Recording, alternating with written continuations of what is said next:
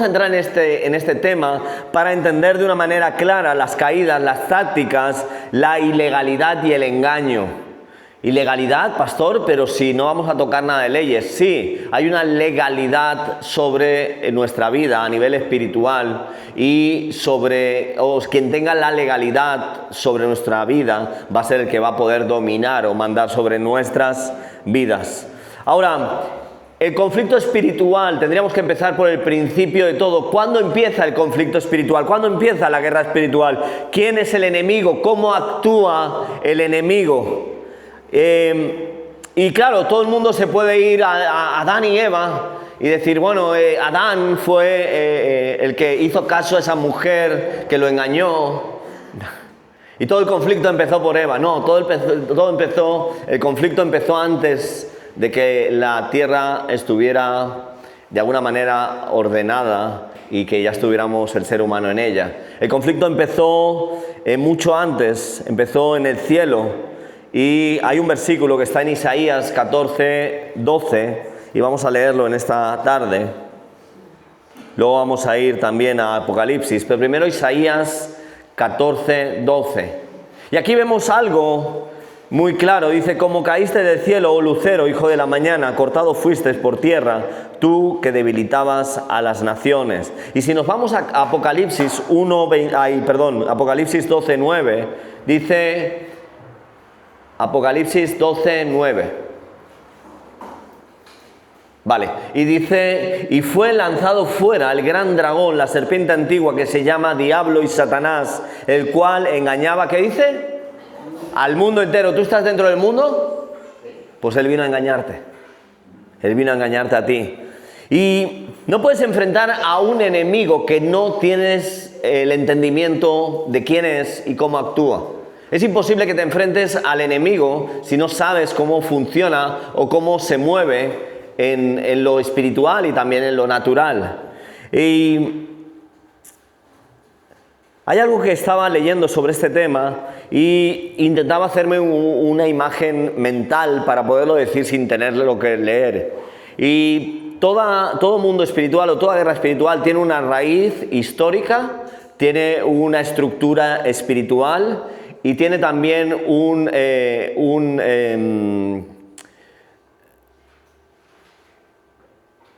voy a leerlo. Una estrategia activa. Tenía el mapa ahí, pero no leía la palabra estrategia en mi mente. Y son 3 puntos que vamos a tocar en esta tarde, pero yo quiero que comprendáis el conflicto, dónde empezó el conflicto y qué lo sostiene y por qué aún hoy lo sentimos. Porque la palabra dice que nosotros somos más que vencedores y sabemos que Satanás ya fue vencido. Entonces, si Satanás ya fue vencido, ¿por qué sigo teniendo conflictos hoy? Interesante pregunta, ¿verdad? Si Satanás ya fue vencido, si el Señor ya pagó por nuestros pecados y Él venció en la cruz, y dice la palabra que Él está vencido, Él está derrotado, ¿por qué tengo los conflictos? ¿Por qué aún hoy siento esa opresión de parte del enemigo en mi vida? ¿Qué está pasando? ¿No está vencido? ¿Por qué estoy sintiendo esa opresión? ¿Por qué hay situaciones espirituales que afectan en mi mundo natural cuando yo soy un hijo de Dios y el Espíritu Santo mora en mí? Hay un concepto que tenemos que tener muy claro y lo hablamos la semana pasada, y el primer concepto que tenemos que tener claro de la semana pasada, el primero es que el mal no es eterno ni siquiera igual a Dios, y que Dios no tiene un principio ni tiene un fin. ¿Sí? Sabemos que la palabra nos enseña eso. Dios no tiene un principio, Dios siempre existió y Dios no tiene un fin, nunca desaparecerá. Pero el enemigo o el mal tuvo un principio y también tendrá un fin. Di conmigo, tendrá un fin. Así que el diablo no es el antidios, sino es un ser creado que se rebeló y perdió. Di conmigo, perdió. Ahora, tengo aquí varios puntos. El primero es el origen del conflicto, la rebelión angelical. Y el conflicto, como decíamos, empezó en el cielo. En Isaías 14:13 dice: tú decías en tu corazón, subiré al cielo, en lo alto, junto a las estrellas de Dios, levantaré mi trono. Y lo que podemos detectar de este texto es que lo primero que afecta o lo primero que despertó eso en el corazón de Satanás fue realmente el orgullo. el ego. Eso fue lo que despertó en Satanás el levantarse contra Dios. Hay un erudito bíblico que es muy conocido en el mundo de la liberación y de la guerra espiritual, que dice: el orgullo fue el virus original del universo. Cuando una criatura quiso ser su propio Dios, el orden perfecto se quebró. Cuando tú intentas ser tu propio Dios, el orden se quiebra. Hay desorden. Cada vez que una persona quiere hacer las cosas a su manera, empieza a haber desorden. Por eso tenemos que ir a la fuente, por eso vamos a Dios, por eso le pedimos guía al Espíritu Santo, por eso aceptamos a Jesús como Señor y Salvador de nuestra vida, como Señor porque como Salvador porque Él murió por nuestros pecados, y como Señor porque necesitamos a alguien que cada día nos enseñe y nos guíe a toda verdad. Yo no sé tú si lo necesitas, pero yo lo necesito. Amén. Ahora, como decíamos, la guerra espiritual no comenzó en la tierra, sino en el cielo. Y tenemos que entender que el orgullo y la autonomía siguen siendo las principales armas del enemigo en la actualidad. Di conmigo: el orgullo y la autonomía. ¿Sabes lo que veo muchas veces cuando me levanto y me miro en el espejo por la mañana? Veo orgullo y veo autonomía. Y es porque estoy de lado y estoy viendo a mi... No, soy yo, cariño. Ahora, la pregunta sería: ¿cuáles son las formas modernas del yo seré como Dios? ¿Cuáles son las formas modernas? Pensadlo por un momento. Éxito sin obediencia, independencia espiritual, autosuficiencia emocional. Esas serían las formas modernas de yo seré como Dios. Te lo voy a repetir: el éxito sin obediencia, la independencia espiritual, la autosuficiencia emocional serían las formas modernas de yo seré como Dios. Ahora, ¿por qué cayó el enemigo? Y aquí es donde vamos a ir a ver por qué aún en la situación en la que vivimos, donde el enemigo está vencido, aún sentimos cierta lucha en lo espiritual. Y en Génesis 3 se traslada la rebelión al ser humano. Sí, lo he dicho antes, cuando la mujer engañó al hombre, el hombre inocente le hizo caso y ahí se lió. ¿Estáis de acuerdo conmigo, chicas?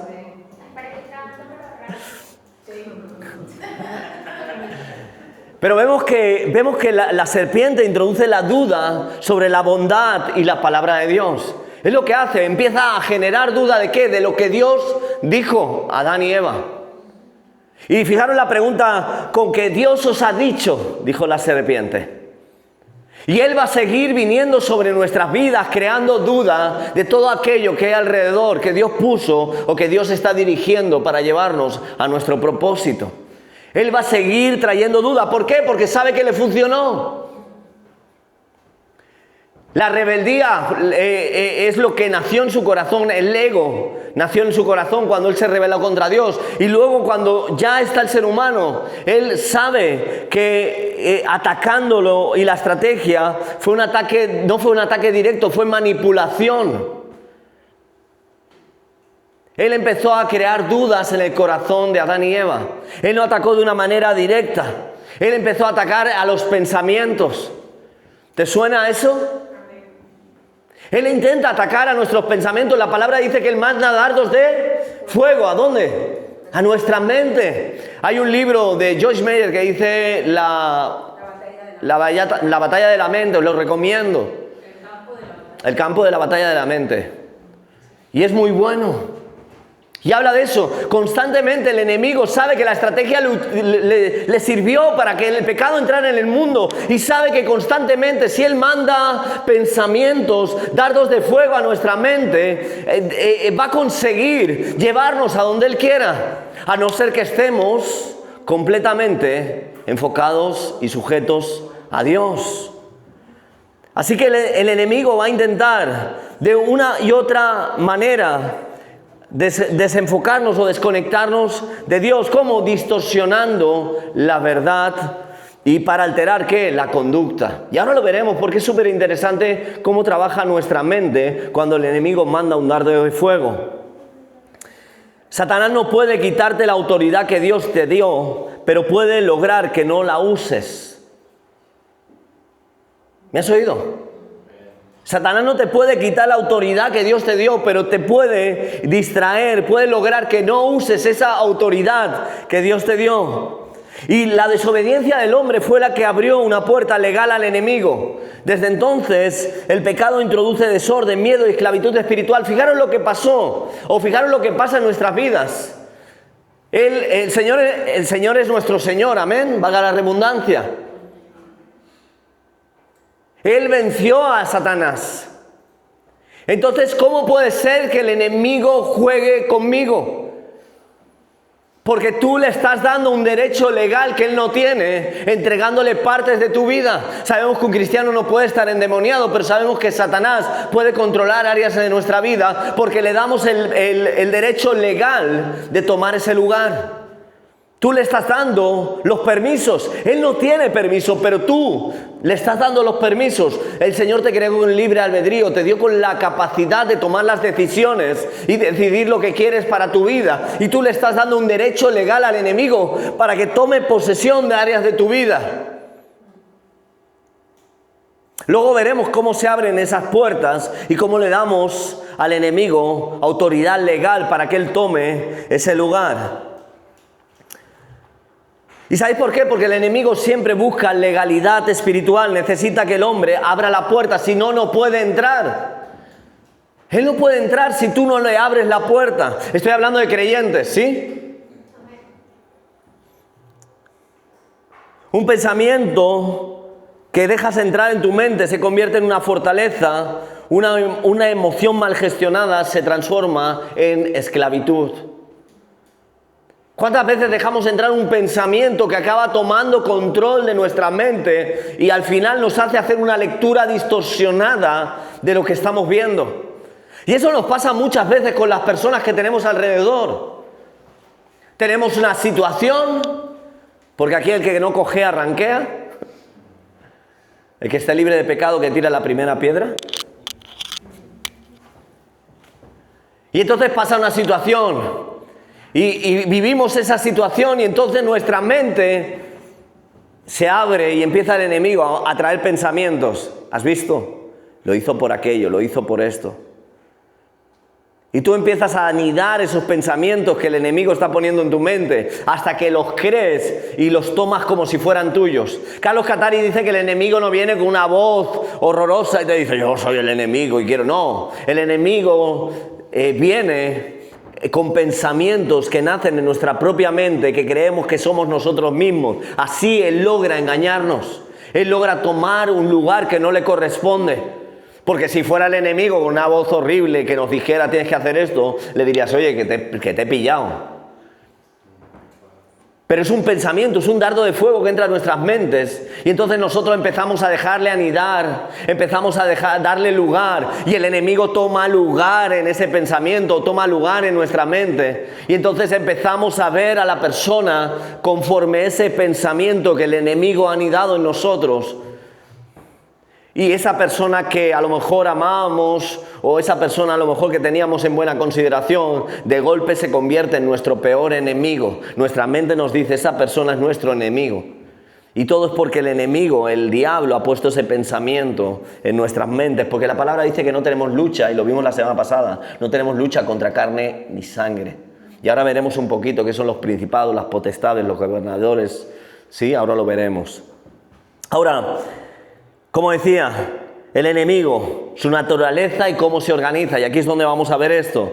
El enemigo no es omnipresente. ¿Qué quiere decir omnipresente? Está en todos lados. El enemigo no puede estar en todos los lados, ¿sí? La otra cosa que no es el enemigo es el omnipotente. ¿Qué quiere decir que no es omnipotente? Que no lo puede todo. Que no lo puede todo, correcto. Ni es omnisciente. ¿Qué quiere decir omnisciente? Que no puede saberlo todo. Solo Dios tiene esos atributos. Satanás es una criatura limitada, pero sí tiene un sistema muy organizado. Si algo tiene Satanás es que es súper organizado. Y en eso nos gana. ¿Quién es organizado aquí? Cuánta sinceridad, ¿verdad? Yo tampoco levanté la mano y no porque esté sujetando el micro, porque yo también a veces hay un lío, un caos en mí. Pero él es muy organizado, él es muy estructurado. Y dice la palabra en Efesios 6:12, y no lo vamos a leer, dice que hay distintos niveles de influencia. La primera palabra que utiliza es principados. Y los principados son estructuras espirituales de gobierno. La segunda palabra que utiliza son potestades, que son fuerzas de control e influencia sobre áreas de nuestra vida. Gobernadores de las tinieblas, eso habla de manipulación cultural y moral. Él tiene que cubrir todas las áreas y todas las áreas no solo de nuestra vida, sino todas las áreas de este territorio. Por eso hay potestades territoriales, hay distintos rangos dentro de todo el ejército, todo el grupo de demonios que están trabajando para él. Gobernadores de las tinieblas, hemos dicho, manipulación cultural y moral. Y luego dice huestes de maldad, accionan directamente sobre las personas. Peter Warner, que también es una persona muy preparada en el mundo de la guerra espiritual, en el mundo espiritual, llama a estos niveles de guerra espiritual, diferenciando lo terrestre, individual, lo oculto, estructural y lo estratégico, territorial. Y me gustaría que entendierais que si hay una jerarquía y un orden en lo espiritual, en las tinieblas, deciros que solo Cristo tiene toda la autoridad. Aunque ellos se muevan por rangos y Satanás esté sobre los principados, sobre las potestades, el que tiene la autoridad total sobre todo es Jesucristo. Y a veces andamos buscando... no sé si os ha pasado, pero yo a veces lo hablo con la pastora, ¿no? Y andamos buscando, pues sabemos que hay el espíritu de Jezabel. ¿Quién ha escuchado hablar de él? Sí, manipulación, tiene mucho control, rebelión, orgullo. Y a veces andamos buscando e intentando hacernos expertos en todas estas cosas. Y bueno, no está mal que averigües y no está mal que busques, pero el espíritu de Jezabel no siempre tiene nombre de mujer, pero siempre busca lo mismo: controlar desde la inseguridad. Eso lo enseña Cindy Jacobs. Ahora, las estrategias del enemigo, y esto es muy bueno, porque funciona en 3 pasos. La primera cosa que hace el enemigo es traer duda de la palabra. Digo conmigo, duda de la palabra. La segunda cosa que hace es distorsiona la verdad con medias mentiras. Y la tercera es divide al pueblo de Dios, porque la unidad es la atmósfera del poder de Dios. Donde hay unidad está Dios. Donde hay división no está Dios. ¿Por qué? Porque ¿quién es el padre de la división? Satanás. Cuando veis en algún lugar donde hay división, sabemos que Dios no se está moviendo ahí.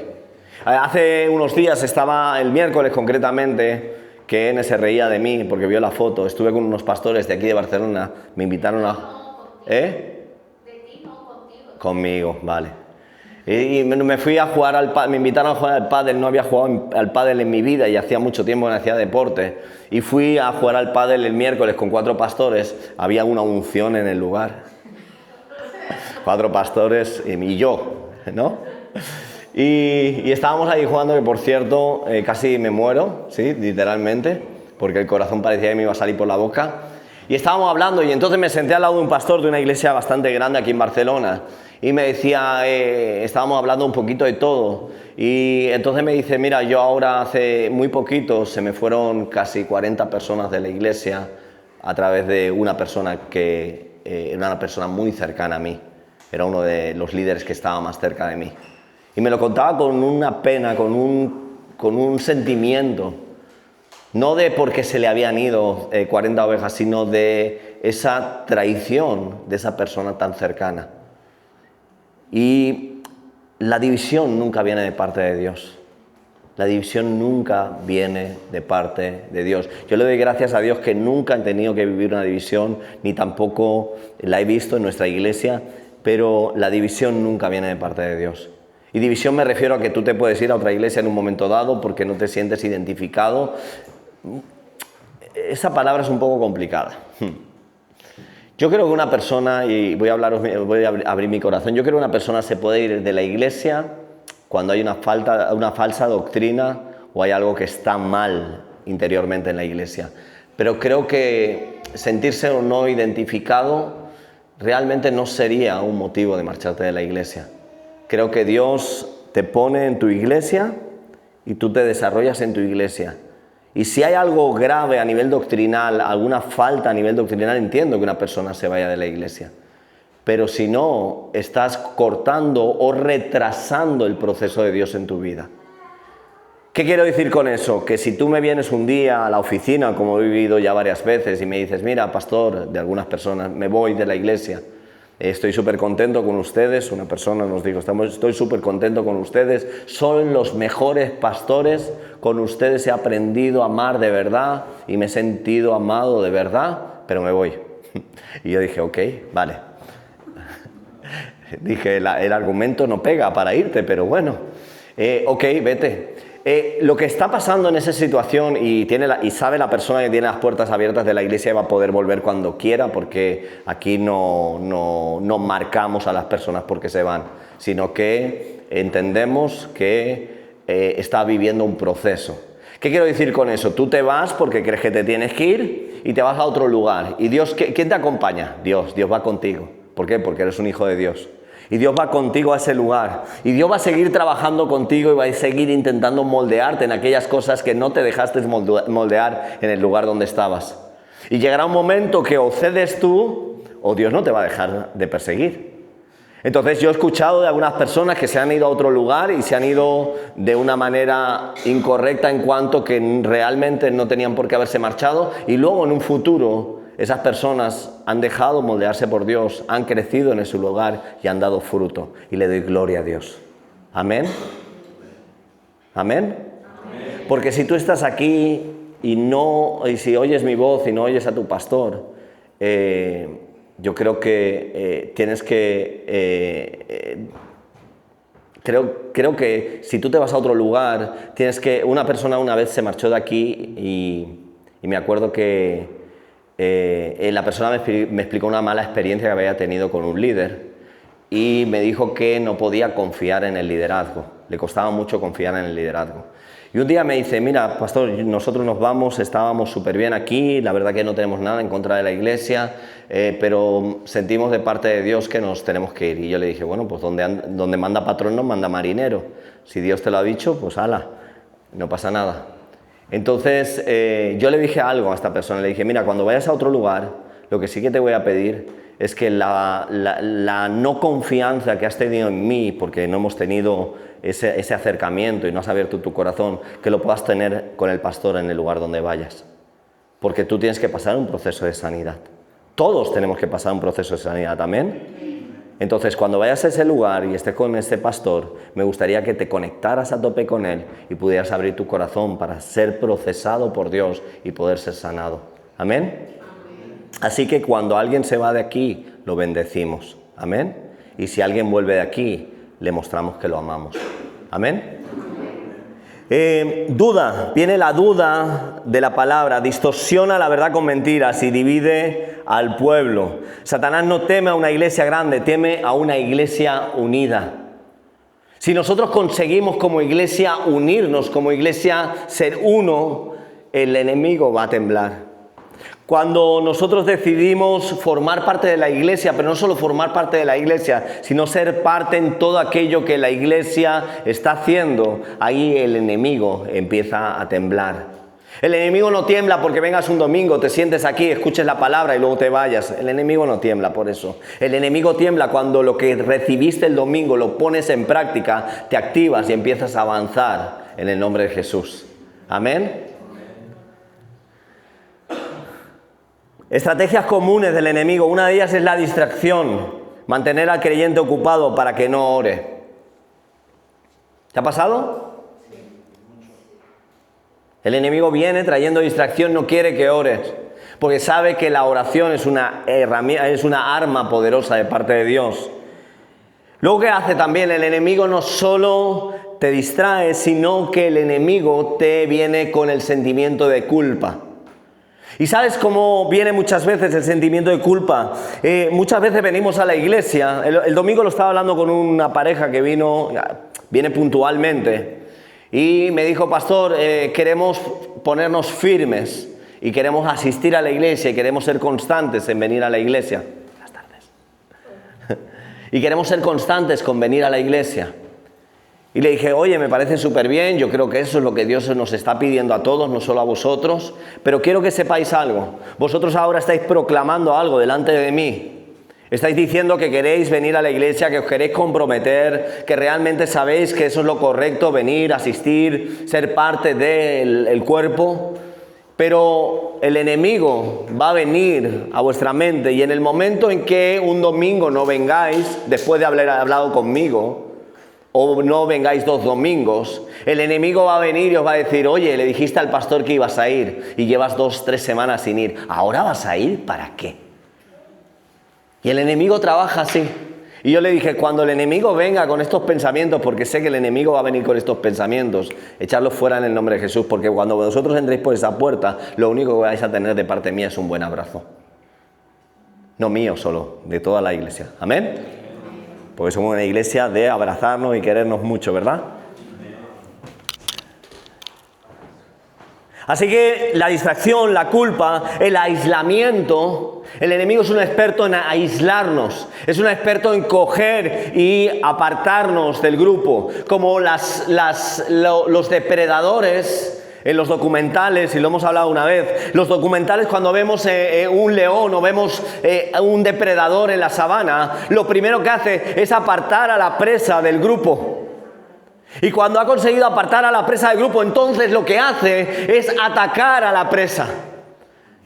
Y muchas veces nosotros nos desconectamos y nos aislamos de la iglesia y lo que no sabemos es que aislados somos carne fresca para el enemigo.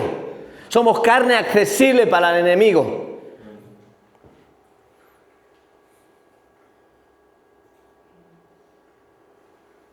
Es una de las estrategias más usadas por el enemigo también, aislarnos. ¿Has visto Manolo lo que hizo el domingo? ¿Y viste cómo Miriam me miró? Es que ni me miró, ni me saludó, ni me dijo nada.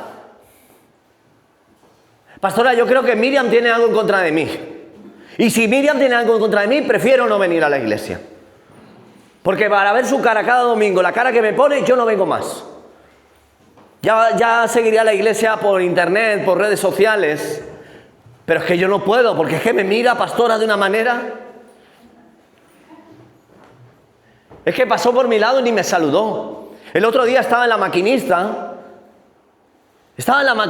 y pasó Ander y me vio, él me vio, pero no me saludó. Ahora, para pedirme un favor sí que está rápido, él llama, pastor, ¿puede? Hermano, ¿puede? Pero luego me vio en la maquinista y ni me saludó.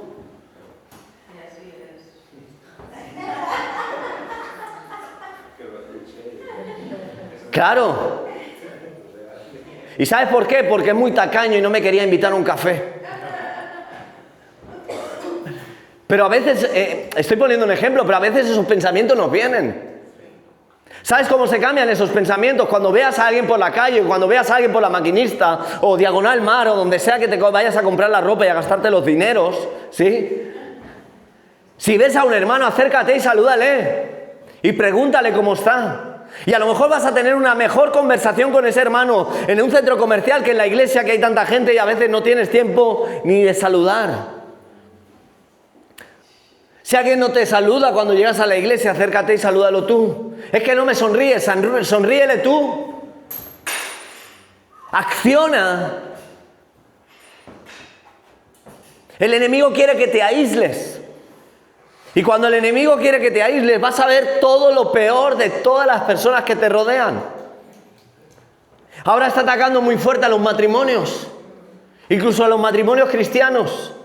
Algo que no se veía hace años, ahora se está viendo en el mundo cristiano y estamos viendo divorcios en la iglesia de una manera descontrolada.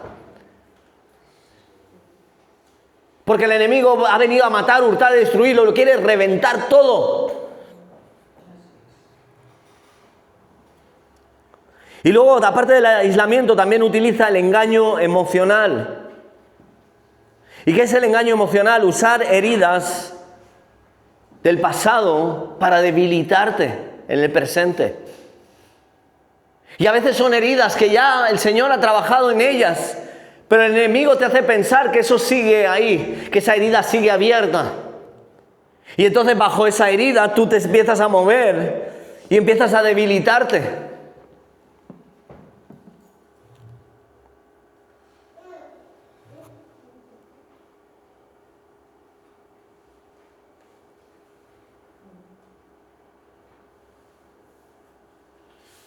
¿Qué tácticas utiliza el enemigo?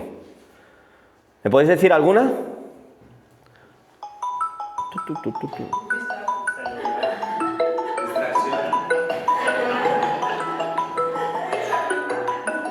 No sé lo que es.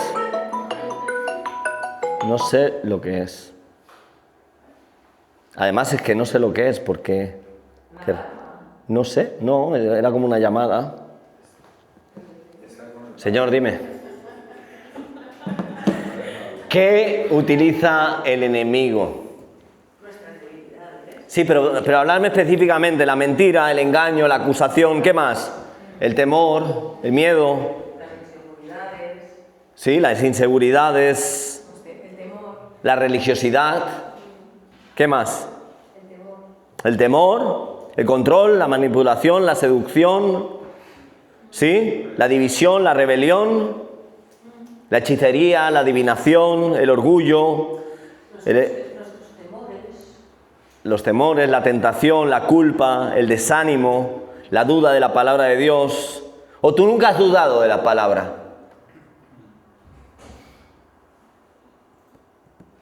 ¿Has dudado alguna vez de la palabra de Dios?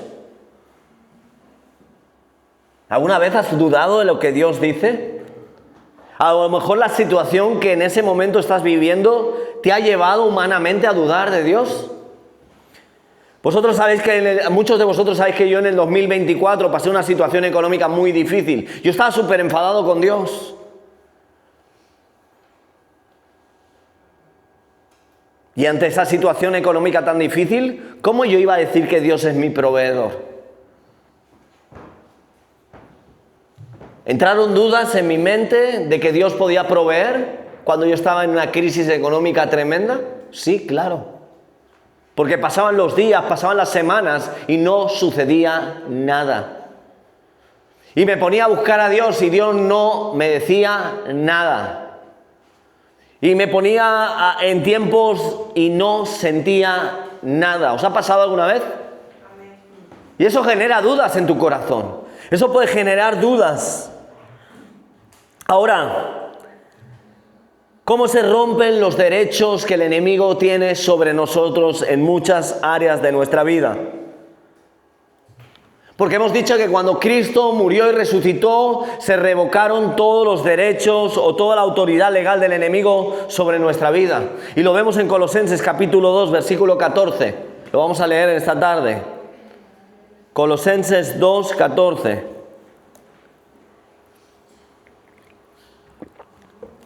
Dice así: anulando el acta de los decretos que había contra nosotros, que nos eran contrarias, quitándola de en medio y clavándola, ¿dónde? O sea que Él quitó y revocó toda autoridad del enemigo sobre nuestra vida. Pero acabamos de empezar esta tarde hablando de si el enemigo no tiene autoridad sobre nuestras vidas, ¿por qué muchas veces sentimos que hay áreas de nuestras vidas donde Él está controlando y haciendo las suyas?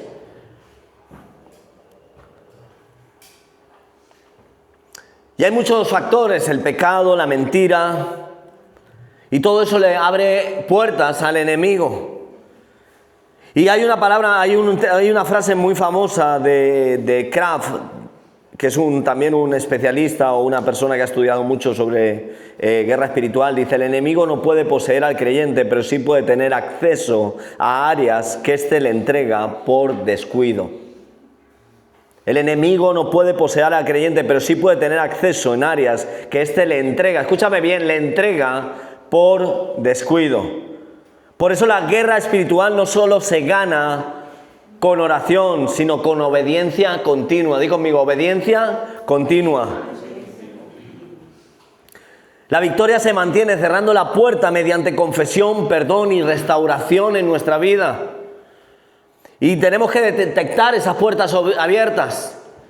Orgullo, resentimiento, mentira, pasividad espiritual es una puerta abierta que el enemigo tome lugar a nuestras vidas.